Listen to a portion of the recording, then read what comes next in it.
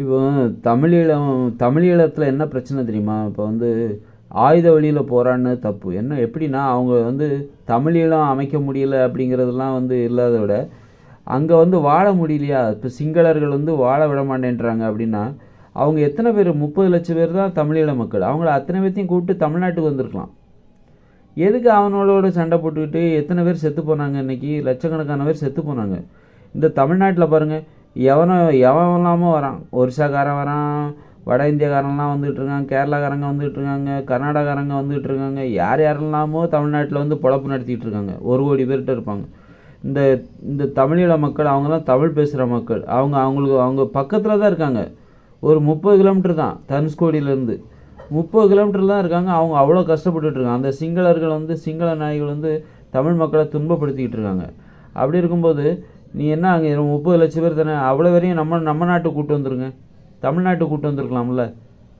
அதை விட்டு போட்டு நீ ஆயுதமேந்திரதும் அவனை போராட்டி கடைசியில் நம்ம ஆட்கள் செத்து நிறைய பேர். அப்படி ஒரு தமிழீழம் எதுக்கு? ஒரு உயிரும் ரொம்ப முக்கியங்க. யாரும் வந்து நீ எதுக்கு உயிரை விடணும்? வாழ்வதற்காக எதற்காகப்பா உயிரை விட? மண்ணுக்காகலாம் வந்து நீ உயிரெல்லாம் விடாத. இப்போ ஒரு காட்டில் இருக்க சிங்கம் புலி தொல்லை தாங்க முடியலன்னா காட்டை விட்டு வெளியேறது இல்லையா? அல்லது நீங்கள் வந்து இருக்கீங்க, அது மழை தண்ணியே பெய்யலை அப்படின்னா அந்த பூமியை விட்டு நம்ம வந்து வேறு இடத்துக்கு போகிறது இல்லையா? வாழ முடியாத பகுதியில் எதுக்காக வாழ்வதற்காக போராடுற அப்படின்னா, இந்த மாதிரி வெளியேற வழி இல்லாமல் தான். அப்போ அவங்க வந்து ஆயுத போராட்டம் நடத்தினது தப்பா அப்படின்னா, ஏன் ஆயுத போராட்டம் நடத்துனாங்க அப்படின்னா, இந்த பிரபாகரன்லாம் சேர்ந்து ஆயுத போராட்டம் ஏன் நடத்துனாங்கன்னா, அந்த மண்ணை விட்டு வெளியே வர முடியல.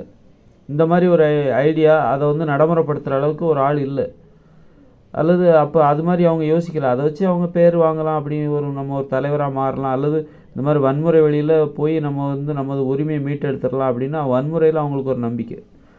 ஆனால் எனக்கு என்னுடைய கருத்து என்னென்னா, ஒரு உயிர் கூட இந்த உலகத்தில் சாகக்கூடாது, அநியாயமாக சாகக்கூடாது. மனிதராக பிறந்துட்டியா, மனிதராக வாழ்ந்துட்டு தான் நீ சாகணும். நான் போராடினேன், தற்கொலைப்பட மாவீரர், என் மண்ணுக்காக உயிரை கொடுத்தேன் அப்படின்லாம் நீ யாருக்காகவும் கொடுக்காத. ஒரு உயிரோட மதிப்பு என்ன தெரியுமா? ஒரு உயிரோட மதிப்பு இந்த உலகத்தில் 800 கோடி பேர் இருக்காங்கன்னா 800 கோடி பேரோட உயிரோட மதிப்பு எவ்வளவோ அதுதான் ஒரு உயிரோட மதிப்பு. 800 கோடி பேரோட உயிருக்கு என்ன மதிப்பு தெரியுமா? ஒரு உயிரோட மதிப்பு தான். யாரும் வந்து உயிரை தியாகம் பண்ணிலாம் மண்ணை பாதுகாக்கக்கூடாது. இப்போ அதான் இப்போ நாங்கள் சின்ன வயசுலேருந்து திருநெல்வேலியில் வாழ்ந்தேன். எங்கள் மண்ணில் ஒரு 7 வருஷமாக மழையே பெய்யல. எல்லாம் ஊரை காலி பண்ணிட்டு வேற எங்கேயா போகலான்னு தான் சொன்னோம். மண்ணை பாதுகாக்கணும்னு சொல்லி அங்கேயே இருக்குன்னு சொல்லலை. அதுமாதிரி நீங்கள் அப்போது ஒரு வாழ்வதற்கு ஏற்ற பகுதியாக இருக்கும்போது தான் நம்ம அங்கே வாழணும். வாழ முடியலை அப்படின்னா, சிங்களர்கள் வந்து வெறிநாய் பிடிச்ச மாதிரி வெறிநாய்களாக அவங்க செயல்படுறாங்க அப்படின்னா, அவனோட போய் நம்ம ஏன் சண்டை போட்டு கிடக்கணும்? அங்கே அந்த இப்போது 20 வருஷத்துக்கு முன்னாடி அந்த தமிழீழ மக்கள் மொத்தம் எண்ணிக்கையே 30 லட்சம் பேர் தான். அவங்கள அங்கே வாழ முடியலையா? அவன் பயங்கரமான கொடூரமான அரக்க குணம் படைத்தவனாக இருக்கான்.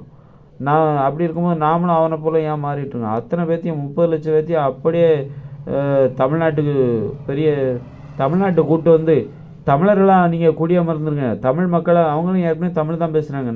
நம்ம சகோதரர்கள் தானே. அப்படி இருக்கும்போது அவங்கள நம்ம நாட்டுக்கு கூப்பிட்டு வந்திருக்கலாமே, தமிழ்நாட்டுக்கு கூப்பிட்டு வந்திருக்கலாமே. அத்தனை பேரும் உயிரோடு இருந்திருப்பாங்களே. இன்றைக்கி உயிர் அந்த சண்டையில் செத்து போனவங்க கிட்டத்தட்ட 2 லட்சம் 3 லட்சம் 4 லட்சம் 5 லட்சம் கூட பேர் இருப்பாங்க. 5 லட்சம் பேர் செத்துருப்பாங்க. அவங்கள அப்படியே நம்ம இங்கே தமிழ்நாட்டுக்கு கூப்பிட்டு வந்திருந்தோன்னா அந்த 5 லட்சம் பேரும் உயிரோடு வாழ்ந்துருப்பாங்கள்ல. அதனால் மண்ணை பாதுகாக்கிறேன், அதை பாதுகாக்கிறேன்னு சொல்லி உயிரை விட்டதுனால வாழ முடியாத ஒரு பகுதியில் இருந்துட்டு இப்போ அகதிகளாக போகிறாங்க பார்த்தீங்களா? வெளிநாட்டுக்கு அகதிகள், ஆஸ்திரேலியாவுக்கு, இங்கிலாந்துக்கெலாம் போகிறாங்க. அது கரெக்டு, அதைத்தான் நான் சொல்கிறேன். அதுக்கு நீ ஆஸ்திரேலியாவுக்கு இங்கிலாந்துக்கு போகிறேன்னா போ முடிஞ்சால் நீ போ. அப்படியே இங்கே வந்துடு, தமிழ்நாடு பக்கத்தில் ஒரு அரை மணி நேரத்தில் வந்துடலாமே. அத்தனை பேரும் வந்துடலாமே, படிப்படியாக அத்தனை பேரும் வண்டியாக இறக்கிடலாமே. இது ஒரு தீர்வு. இல்லைன்னா இன்னொன்று என்ன பண்ணணுன்னாக்கா, நல்ல இங்கேருந்து ஒரு ரோடை போட்டு விட்டுறணும். போட்டு விட்டுருந்துருக்கணும் எங்கன்னா தமிழ்நாட்டிலேருந்து, அதாவது தனுஷ்கோடியிலேருந்து நல்ல மிகப்பெரிய 6 வழிச்சாலை 8 வழிச்சாலை இலங்கைக்கு போட்டு விட்டுறணும்.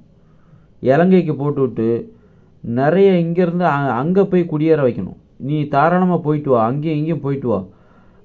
தமிழ்நாட்டு மக்கள் நிறைய அங்கே இருக்கணும், அங்கே இருக்கிறவங்க இங்கே இருக்கணும். இப்படி ஒரு போக்குவரத்து இந்த மாதிரி வச்சுட்டா கூட அந்த மக்களுக்கு ஒரு பாதுகாப்பு. ஆனால் முதல்ல சொன்னது தான், தமிழீழ மக்கள் அத்தனை பேரையும் நம்ம தமிழ்நாட்டுக்கு கூப்பிட்டு வந்துருந்தா நல்லா இருந்திருக்கும். அதுதான் சரியான தீர்வு. இந்த போராட்டம் எப்படி ஜெயிச்சிருக்கும், எப்படி சரியான தீர்வு இதற்கு எப்படி அமைந்திருக்கும், வேறு வழி ஏதாவது இருக்கிறதா அப்படின்னா இதுதான். அத்தனை பேர்த்தையும் அந்த பூமியில் இருக்க முடியல, பரவாயில்ல போது விடு, வாழ முடியாத பூமி, அங்கே வேண்டாம், வாழ விடமாட்டான் அவன், நீயே இருந்துட்டு போப்பா, சிங்களர்கள்ட்ட நீயே இருந்துட்டு போ, உன் பூமியை நீயே வச்சுக்கப்பா, அது நம்ம பூமி தான், அவன் தான் வந்தேரி, பரவாயில்ல இருக்கட்டும் விடு, வாழ்க்கை தான் முக்கியம், யாரும் யாருக்காகவும் சாகக்கூடாது.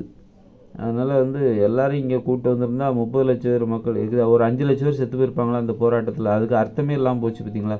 வன்முறை வழியில் என்றைக்குமே எப்போ எங்கேயாவது ஒரு இடத்துல தீர்வு கிடைக்கும். ஆனாலும் நீ உயிரை தியாகம் பண்ணிடலாம், எதையுமே நீ பண்ணாத, எல்லாருடைய உயிரும் ரொம்ப முக்கியம், எந்தவித சேதாரமும் இல்லாமல் அதுக்கு ஒரு தீர்வு இருக்கா, யாரும் உயிர் பலி கொடுக்காமல் அந்த தமிழீழ மக்களுக்கு ஒரு தீர்வு கிடைக்குமா அப்படின்னா அதற்கு இதுதான் தீர்வு. நம்முடைய சகோதரர் அவன் சண்டை போடுறான், அதில் நம்ம பெருமைப்பட்டுக்கிட்டோம், நம்ம ஆட்கள் சிங்களர்களை அடித்து ஓட விட்டாங்க அப்படின்னு நம்ம பெருமைப்பட்டோம். இதில் நம்ம ஆட்கள் 5 பேர் செத்தாங்க, அவங்க 50 பேர் செத்தாங்க, நம்ம ஆட்கள் 5 தானே, அவன் 50 பேர் செத்தாங்க, இது இப்படி நம்ம பெருமைப்பட்டோம். அந்த 5 பேரும் மனிதர்கள் தானே, அதனால் அந்த 5 பேரும் மனிதர்கள் தானே, அல்லாத அவனும் செத்து போனான் பாருங்க 50, அவனும் மனுஷன் தானே, எல்லாரும் மனுஷன் தானே. அப்போது இந்த மாதிரி அநியாயமாக சாகக்கூடாது, அதுக்கு என்ன வழி, இப்போ எல்லாத்தையும் இங்கே தமிழ்நாட்டுக்கு கூப்பிட்டு வந்திருக்கோம், தமிழ்நாட்டுக்கு கூப்பிட்டு நிரந்தர குடிமக்களாக்கி மக்களோட யாரோ ஒரிசாக்காரன் வரான், பீகார்காரன் வரான், வட இந்தியக்காரன் வரான், கேரளாக்காரங்க வராங்க, யாரோ வராங்க, இங்கே பிழைக்கிறாங்க தமிழ்நாட்டில். நம்ம தமிழ் பேசுகிற நம்மளுடைய மக்கள், அவங்க தமிழீழ மக்கள், அவங்கள இங்கே கூப்பிட்டு வந்துருக்கலாமே, கூப்பிட்டு வந்திருந்தால் அவங்க நேரம் சந்தோஷமாக வாழ்ந்துருப்பாங்களே. அதுதான், இதுதான் தீர்வு, தமிழீழ மக்களுக்கு இதுதான் தீர்வு. இப்போ கூட நம்ம இதை பண்ணலாம், நானாக இருந்தால் பண்ணிடுவேன், நான்லாம் இதெல்லாம் வேணும், நான் அரசியலுக்கு போகாமல் போயிட்டேன். நான் இல்லைன்னா இப்படியெல்லாம் யார்கிட்டையோ கேட்டுக்கிட்டு இது மாதிரிலாம் எதுவுமே யார்கிட்டையும் கேட்கக்கூடாது, நம்மளே இறங்கி செயல் வீரர்லாம் மாறிடணும், என்ன நினைக்கிறோமோ அதை செய்கிற ஒரு இடத்துல நாம் இருக்கணும். என்னென்னா இங்கே நான் தான் வந்த வழி தப்பு, நான் தவறான வழியில் வாழ்க்கையை கடந்து வந்துட்டேன், நான் ஒரு அரசியல் தான் இருக்கணும், அதுதான், அப்போ தான் நான் நிறைய விஷயங்களை சுதந்திரமாகவும் பேச முடியும், நிறைய செயல்களை செய்யவும் முடியும், செஞ்சுருக்கவும் முடியும், நிறைய பேருக்கு நல்லது செஞ்சுருப்பேன், அதுதான் நான் என்னால் பல பேருக்கு நன்மை செய்ய முடியும், எனக்கு அப்படிப்பட்ட ஒரு அறிவு இருக்குது, அப்படிப்பட்ட மனப்பான்மை எனக்கு இருக்குது, ஒரு பாதுகாப்பான வழியை தேடுறேன் பாருங்கள். அத்தனை மக்களையும் இங்கே கூட்டு வந்திருக்கலாமே அப்படிங்கிற ஒரு அற்புதமான சிந்தனை பாருங்கள், அது என்னுடைய மனப்பான்மை தான்.